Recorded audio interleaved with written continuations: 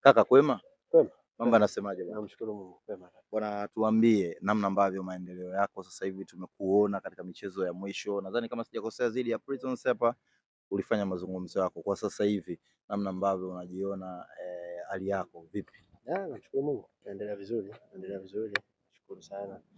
Na support haswa familia. Unajua safari ilikuwa ndefu.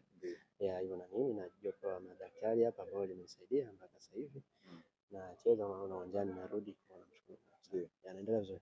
Kwenye career yako ushawahi kupata injury kubwa ya namna ile au ilikuwa ni first time kupata kitu kama hicho? Ile ni mara ya pili. Kuna injury nilipata nilikuwa na national team under 17.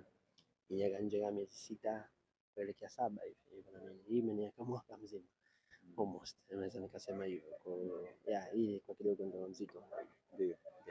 Pole sana. Mimi najua katika situation ngumu ambazo mtu mwanadamu huwa anapitia zinakuwa mara nyingi anapata wakati mwingi sana wa kutafakari, kwa sababu unajua uko kwenye kazi, unaweza usipate time ya kufanyia uchambuzi performance yako, mambo yako mwenye binafsi kuhusiana na football.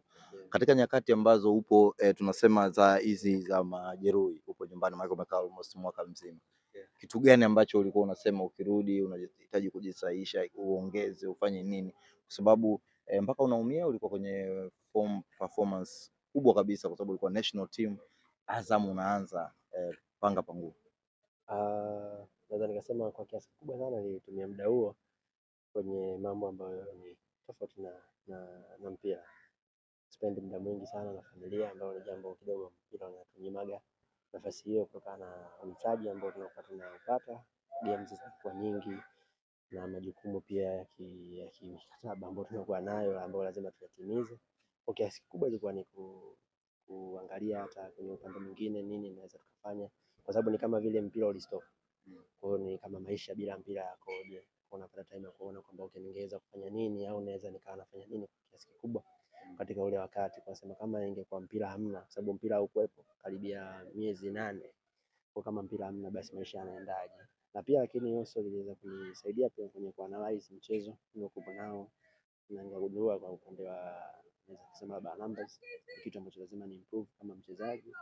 Naweza nikaperform vizuri labda kwa upande wa kusaidia timu kwenye kujenga na kuzuia mashambulizi na vitu kama hivyo, lakini kuongeza impact kubwa zaidi kwenye kuweka utofauti labda kwenye games. Hivyo na mimi naweza nikasema ni pia ni eneo ambalo niliweza nikaona kwa naweza nika improve kama mchezaji.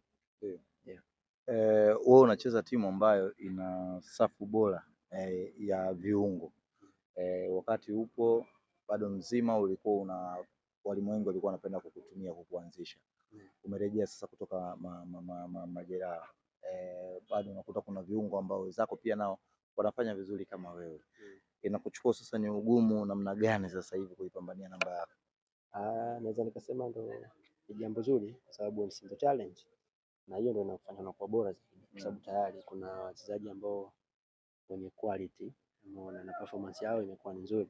Kwa unapoweza, mimi ninapoweza kupata nafasi mbele labda yao, inamaanisha sio kwamba labda naweza nikawa niko bora zaidi, lakini hamna, inamaanisha performance yangu na pia nao imekuwa ni kubwa, na kama unavyosema nimekuwa nje kwa kipindi kirefu.